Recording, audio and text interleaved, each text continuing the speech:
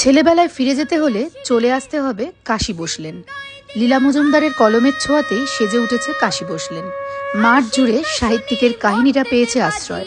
তারই এক ছোট্ট প্রতিবেদন রইল আপনাদের জন্য।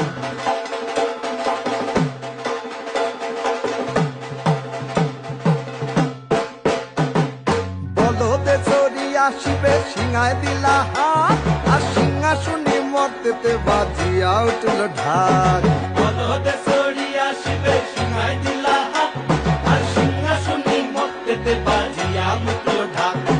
শিবের সনে কার্তিক গণেশ লক্ষ্মী সরস্বতী, শিবের সনে কার্তিক গণেশ লক্ষ্মী সরস্বতী।